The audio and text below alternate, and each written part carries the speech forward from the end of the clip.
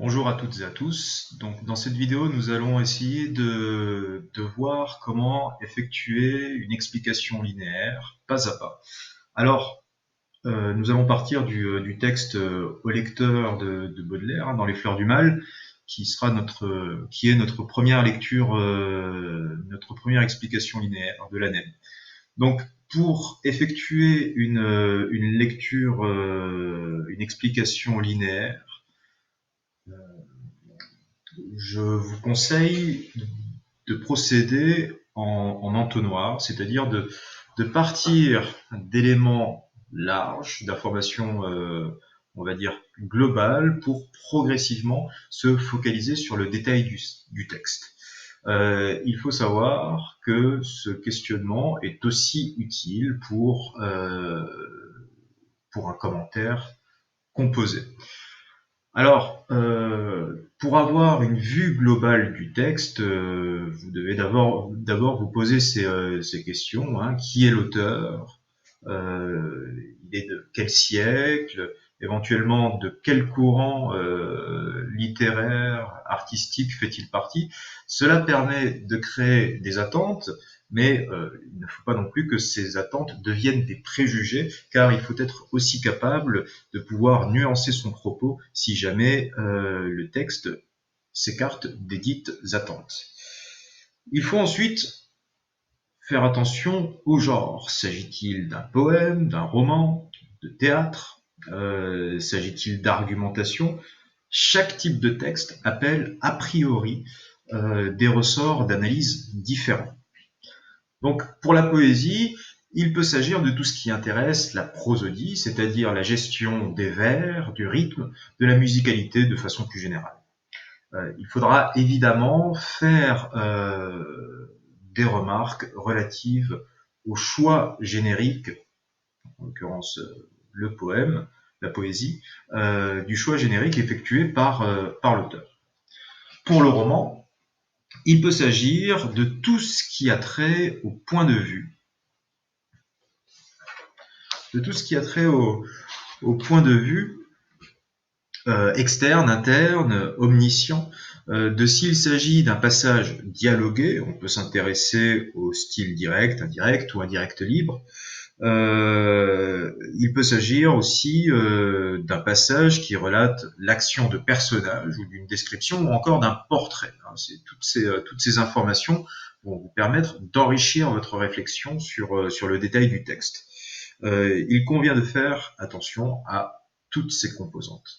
Pour le théâtre, il convient de s'interroger sur le rapport que peut avoir le texte ou pas avec la mise en scène. Donner de l'importance à l'enchaînement des dialogues, leur rythme, mais aussi aux didascalies, s'il y en a, à la prise de parole des personnages, leur place dans le texte. Et enfin, pour l'argumentation, il convient de s'interroger sur la thèse qui est défendue par l'auteur. Le locuteur ou le locuteur qui défend cette thèse, ou la thèse qui se dégage de l'histoire qui est narrée. Il s'agit aussi de s'interroger sur les stratégies argumentatives qui sont mises en place. S'agit-il de convaincre, de persuader, de délibérer, etc. Donc tous ces éléments permettent de mettre en place quelques balises qui, au moment d'entrer dans le texte, vous permettront d'orienter votre lecture. Une fois face au texte, vous devrez d'abord vous demander, si vous êtes en mesure de le faire, où se situe le texte par rapport à l'œuvre intégrale. Quelle peut être son importance par rapport à la structure d'ensemble? Qu'est-ce que ce texte apporte à l'intelligence générale de l'œuvre?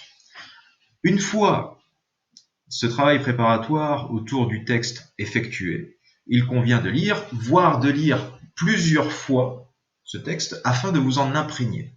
Il convient de se poser quelques questions assez simples du type « Qui parle? De quoi? Comment ?» Est-ce qu'il y a des thèmes qui se dégagent nettement? Ensuite, et cela intéresse tout particulièrement l'explication linéaire, il convient de s'interroger sur la progression du passage. Il s'agit de prendre le texte comme un segment qui relie deux points, le début et la fin, et de s'interroger sur quel chemin a été parcouru entre ce début et cette fin. Et est-ce qu'il est possible de déterminer des étapes qui articulent cette progression? Qu'est-ce que chaque étape apporte à la progression d'ensemble du passage? Parfois, ces étapes, que nous appelons traditionnellement mouvements, vont se dégager très naturellement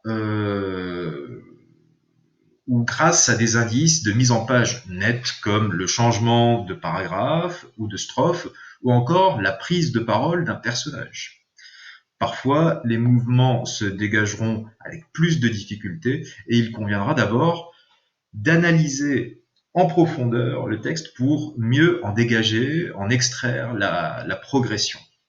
De fait, le mouvement du texte peut se dégager avant, pendant ou après l'étude de détail du texte.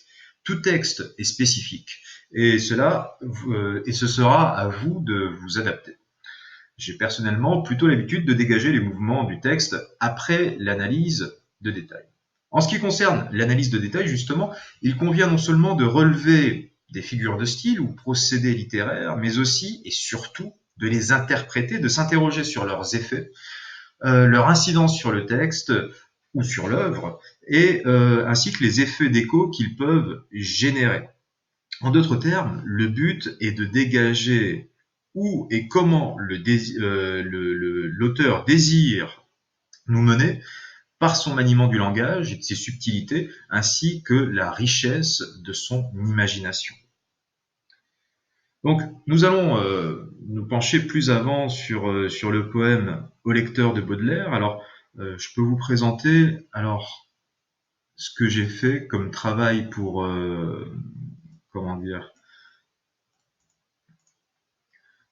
travail d'analyse de texte.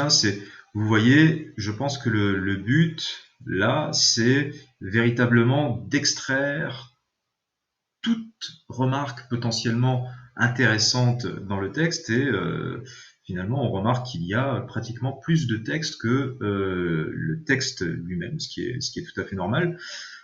Voilà, je partagerai sur Teams ce fichier pour que vous ayez une petite idée si jamais cela peut vous être utile. De toute façon, nous verrons le contenu plus détaillé au moment de faire l'explication elle-même. Donc, Baudelaire, et je vous laisse aussi le temps de mettre en pause la vidéo pour relire le texte, pour vous rappeler plus précisément le détail. Donc Baudelaire est un poète du XIXe siècle, vous le savez, qui est héritier du romantisme et du Parnasse, et qui est précurseur du symbolisme et de la modernité poétique. Je me souviens, à partir de divers documents qui ont été vus dans le cadre de ce cours, que c'est un poème qui aime développer de nombreuses images et qu'il a pris le parti polémique de rechercher la beauté dans le mal. Donc, Au lecteur est le premier poème de son recueil Les Fleurs du Mal. C'est ce qu'on appelle un poème liminaire. On peut ainsi imaginer que ce poème puisse faire office d'introduction au recueil et qu'il en jette les bases, c'est-à-dire les grandes lignes. Étant donné qu'il s'agit d'un poème versifié, nous savons que nous devrons porter une attention toute particulière à la prosodie. Nous voyons qu'il s'agit d'un poème de forme régulière. Nous avons 10 quatrains en alexandrin et en rime embrassée. L'alternance entre les rimes masculines et les rimes féminines. Vous savez, les rimes féminines, ce sont les rimes qui finissent par un E muet, et puis en somme, les rimes masculines, ce sont toutes les autres rimes. Et normalement, nous avons une alternance entre rimes féminines et masculines, enfin traditionnellement. Ici, cette convention est respectée. Donc, nous pouvons imaginer que si modernité il y a, même si Baudelaire n'était pas tout à fait conscient de cela au moment de l'écriture du recueil. Si modernité il y a, elle se situera moins sur la forme que sur le fond. Donc, intéressons-nous à présent à la structure du poème. Le poème s'intitule au lecteur. Cette adresse est plutôt courante si on observe des textes liminaires tels que la préface d'auteur au début des œuvres. Cependant, bien que nous puissions relever la présence de la deuxième personne, nous, nos, du pluriel, qui renvoie à la fois au poète et au lecteur, le lecteur n'est jamais directement nommé, sauf finalement au tout dernier vers, hypocrite lecteur, mon semblable, mon frère. Nous relevons aussi que Baudelaire emploie une série d'images souvent horribles, nous y reviendrons, dont certaines se font écho entre elles au fil du texte et d'autres avec d'autres poèmes à l'intérieur même du recueil.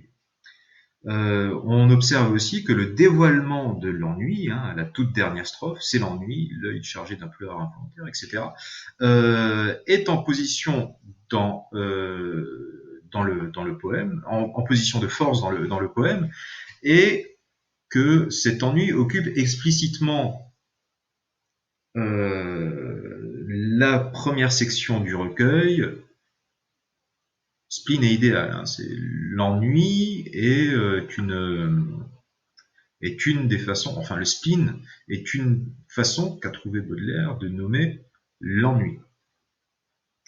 Ces éléments donc sont susceptibles, tous ces éléments-là sont susceptibles d'intéresser la valeur introductive de ce texte. À présent, si nous considérons la progression générale, nous observons un mouvement global descendant.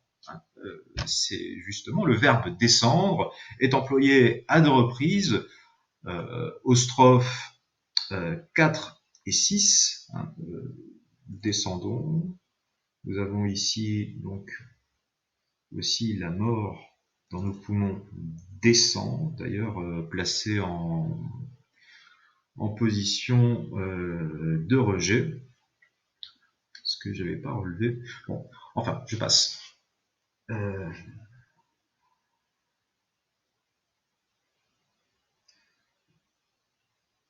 Donc nous avons un mouvement descendant.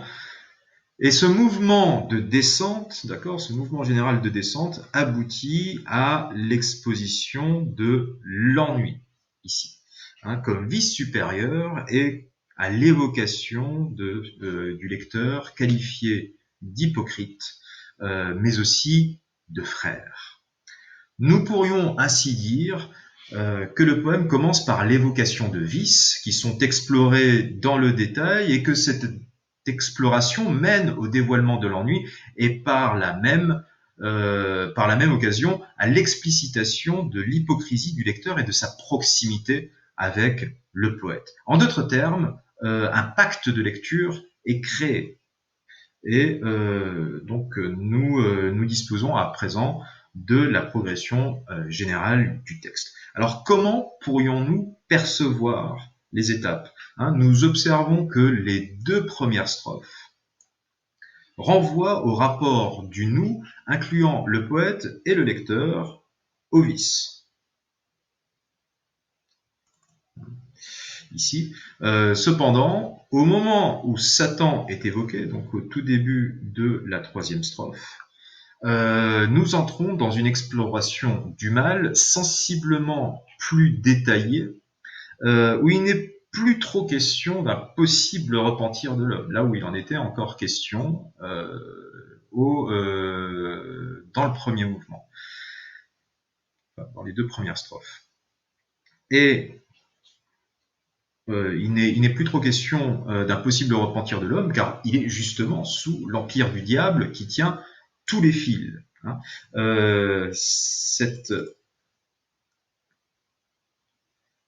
Cette exploration, sous l'influence du démon, occupe les strophes 3 A6, ici. À ce moment-là, le poète évoque l'existence d'un vice supérieur,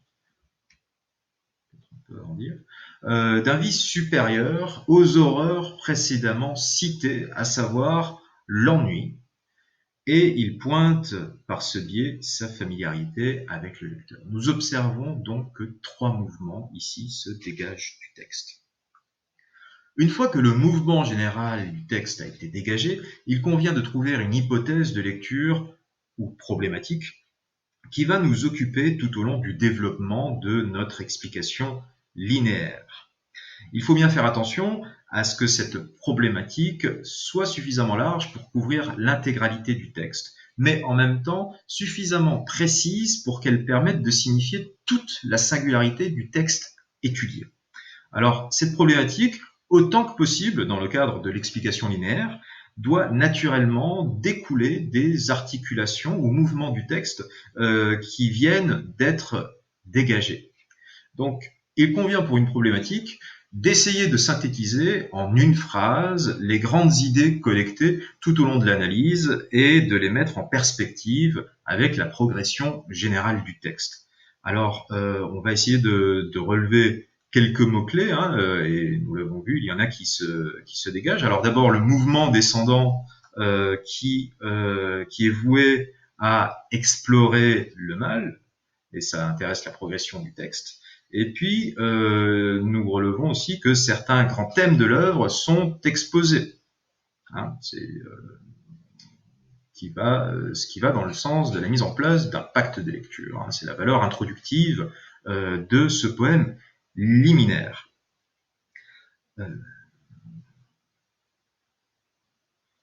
Nous observons aussi un amoncellement d'images, comme serré, fourmillant comme une million d'helminthes, dans nos cerveaux ribote un peuple de démons. Donc, un amoncellement d'images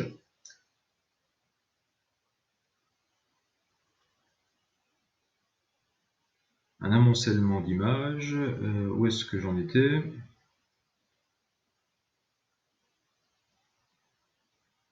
Oui, un amoncellement d'images qui est caractéristique du style poétique de Baudelaire, et notamment dans Les Fleurs du Mal. En d'autres termes, et à bien des égards, ce poème constitue un condensé du recueil lui-même qui nous introduit à l'exploration du mal présent chez l'homme, mais aussi dans la structure, mais nous introduit aussi à la structure du poème. Nous verrons ça plus en détail un peu plus tard. Donc, je vais vous présenter une problématique possible. Donc, nous verrons dans quelle mesure ce poème liminaire introduit le lecteur au recueil poétique de Baudelaire par l'exploration du mal qui nous habite. Donc, il me reste à présent à présenter les éléments qui vous permettront de mettre en forme votre exposé. Donc, vous savez que la structure générale, c'est une introduction, un développement structuré et une conclusion. Donc, je vais procéder point par point. Tout d'abord, vous avez l'introduction. Elle est assez différente de celle du commentaire composé, même si nous retrouvons quelques éléments communs. Vous avez 5 étapes dans une introduction d'explication linéaire. Donc tout d'abord, l'entrée en matière. Il s'agit de commencer par un propos général, mais tout de même clairement en lien avec le texte soumis à l'étude. Cette entrée en matière peut être d'ordre thématique. Par exemple, vous pouvez questionner le mal dans le recueil de Baudelaire. Elle peut être formelle, c'est-à-dire que, par exemple, sur le soin qu'a porté Baudelaire à la structure de son œuvre, ou encore contextuelle. Vous pouvez, par exemple, évoquer le scandale qu'a suscité le recueil au moment de sa publication.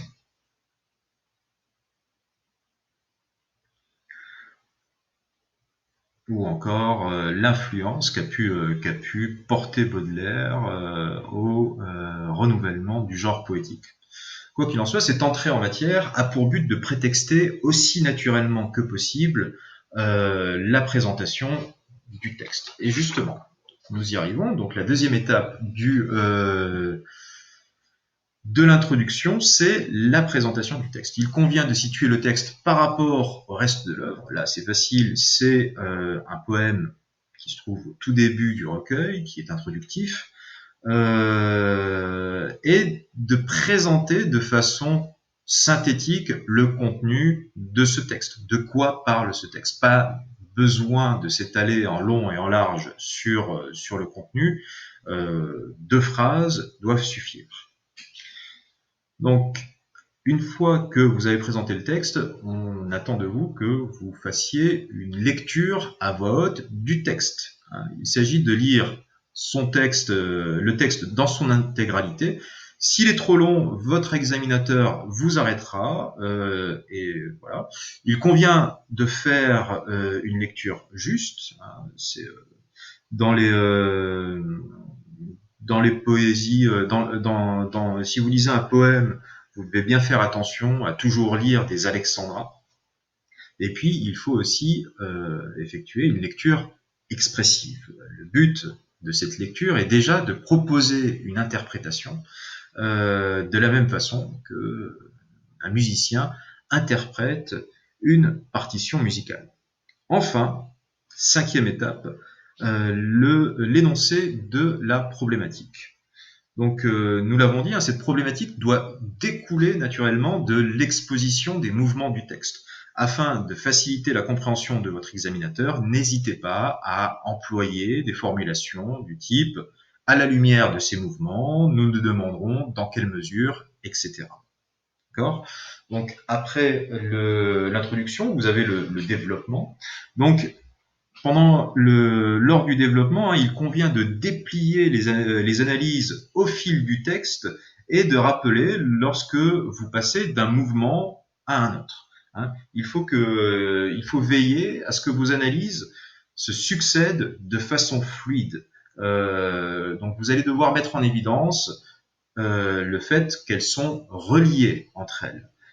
Vos analyses doivent d'une part informer de la progression du texte et d'autre part contribuer à répondre à la problématique énoncée en fin d'introduction. De fait, n'hésitez pas de temps en temps à rappeler où est-ce que vous en êtes dans votre réflexion à votre examinateur. Cela vous aidera à rester dans les bornes de votre développement et aussi à faciliter l'écoute de votre examinateur. Enfin, nous avons la conclusion.